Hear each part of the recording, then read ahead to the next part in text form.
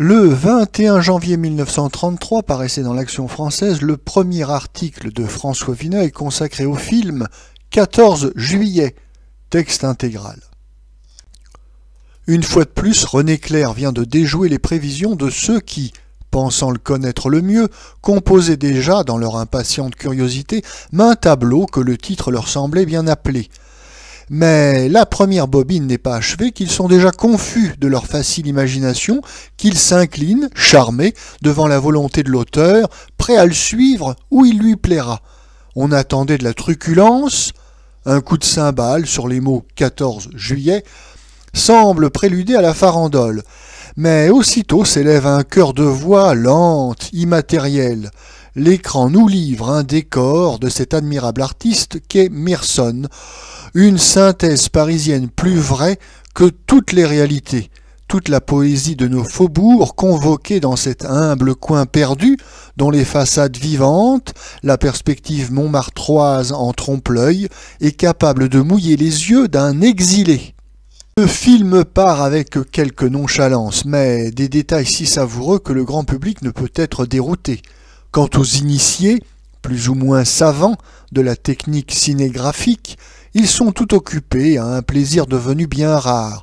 On recule, pour le commenter, devant le vocabulaire des studios.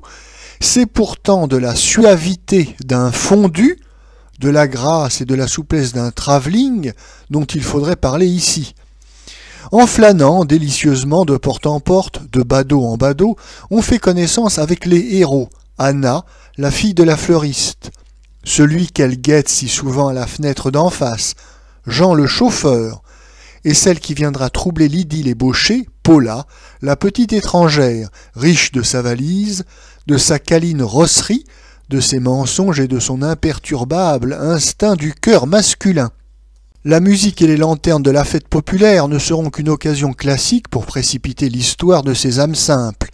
On ne saurait assez admirer comment René Clair esquive la facilité du documentaire pittoresque que l'on escomptait, auquel il substitue un mélange chaplinien, mais combien plus raffiné que dans les meilleurs Charlots, d'humour aussi franc que rapide et de sensibilité. Aucune bigarrure, aucun sacrifice à la virtuosité, comme le remarque déjà notre excellent confrère Alexandre Arnoux. Observateur infaillible, René Clair a senti que pour être complet, il lui fallait non pas évoquer les aspects anonymes de Paris qui danse, mais faire un film de quartier. La caméra ne se permettra qu'une incursion rapide dans un dancing désert et un peu râpé pour nous prouver que la fête de la limonade est fatale aux boîtes à champagne. Le sujet de 14 juillet, c'est l'imprévu des guirlandes devant les boutiques familières, de la polka et du foxtrot qui s'installent dans un des 1000 villages de Paris, rapprochant les vieux époux et les amoureux timides. C'est le soir du 13, la clarinette et le trombone ont grand soif. Leurs lampées de bière interrompent les danseurs qui, dépités, se chamaillent un peu. Un splendide fêtard, M. Imac, tombe de la lune dans ce carrefour avec son gibus. Une averse, quelle amusante idée, d'abord fâcheuse, va hâter les embrassades. Comme le peuple ne sait pas se coucher très tard, il ne restera plus à la fin que 2 pochards fraternels sur le pavé encore luisant. Au matin, Paula est revenue. Elle mange des glaces avec les mauvais garçons du carrefour. La mère d'Anna est malade. La petite ne pourra pas danser, elle cherche Jean longtemps, elle le rencontre, ils se querellent tout à fait. Dans la nuit, à sa fenêtre, elle écoute les derniers flonflons, elle voit grésiller les derniers lampions. Le lendemain de cette fête manquée sera encore plus triste qu'elle ne pense, puisque sa mère trépasse tout à coup et que Paula est en train d'accoquiner Jean avec ses dangereux amis. Le dénouement, plus tard, en réunissant sur un mode un peu narquois le chauffeur et la bouquetière, estompera sans doute cette amertume, inséparable, comme toujours, des ravissantes notations sentimentales de René Clair. On conçoit que l'artiste ait pu craindre pour l'unité qu'il souhaite à chacun de ses ouvrages, en ne situant pas tous ces épisodes dans l'atmosphère typique du 14 juillet. Mais l'esquisse unité du film est trop profonde pour être troublée par ce léger décalage. Sans conteste, elle tient à cette nostalgie citadine dont René Clair s'est fait le poète, nulle part soulignée, infiniment ténue, et que cependant les cuivres du bal eux-mêmes ne pourront tout à fait dissiper, qui nous reprend et nous enveloppe naturellement après les intermèdes dont la bouffonnerie appartient encore au domaine poétique, à moins que ces désopilants coryphées ne soient les figurants quotidiens de nos rues, la famille de l'employé en cortège dominical, la concierge, les chauffeurs au verbe intarissable. L'anecdote serait-elle un peu trop mince pour le métrage du film ? Nous n'arrivons pas à le penser, que l'on apprenne donc enfin, pour Dieu, à juger d'un ouvrage non pas par son étendue, son volume, mais par son retentissement en nous-mêmes, sans parler d'un métier ensorcelant. Pour tous ceux qui en saisissent les opérations, chaque image est vraiment trop nourrie de 1000 nuances, devant quoi l'on peut reprendre pour la première fois au cinéma le mot bien connu de tous les mélomanes sur les adorables longueurs de Schubert. L'esprit de René Clair métamorphose ses moins ambitieux dessins, en ne songeant qu'à composer avec amour une simple histoire de la rue parisienne. Il trace un poème dont le touchant pouvoir sur les spectateurs est peut-être plus profond et durable que celui de tous ses précédents ouvrages. Un poème n'a nul besoin d'un canevas complexe. Cela est si vrai que lorsque René Clair, par un bref épisode, emprunte à l'un des thèmes traditionnels de l'action cinématographique, le film, sans être désaccordé, boite un peu.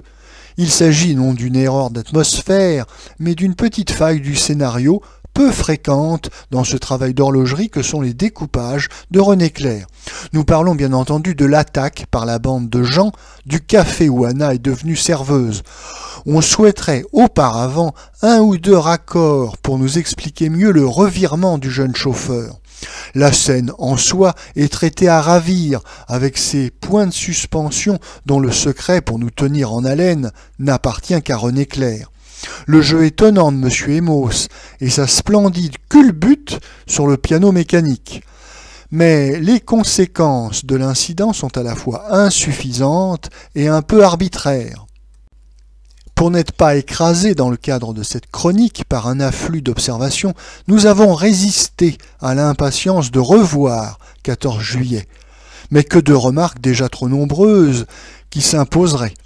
Comme René Clair l'a voulu, on parle dans son film librement, aussitôt que la situation le réclame. Pas un faux silence, pas un trou sonore, et pourtant cela n'entrave pas un instant le jeu, le cours émouvant des images, seul chargé de la narration.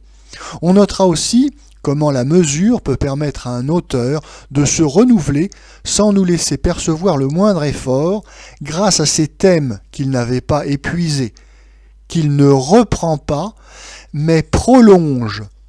Le chauffeur du million, le colloque sentimental sous le porche des toits de Paris. Quant à la partie comique, qu'elle soit d'un humour exact ou de la plus libre fantaisie, comme tout le rôle du sublime M. Imac, elle rivalise en gaieté, en rebondissement avec les meilleures farces américaines, en les surpassant toutes, bien entendu, par la malicieuse finesse du trait. Nous voilà contraints de remettre à huitaine tout ce que nous aimerions dire encore de 14 juillet. Nous parlerons donc samedi prochain de ces fidèles et merveilleux collaborateurs de René Clair, et d'abord de son décorateur Myrson, du photographe Périnal, de ce couple féerique Paul Olivier et Raymond Cordy, de ses adorables vedettes Annabella et Paula Hilleri, qui tiennent les deux fils du poème dans leurs capricieuses et charmantes mains.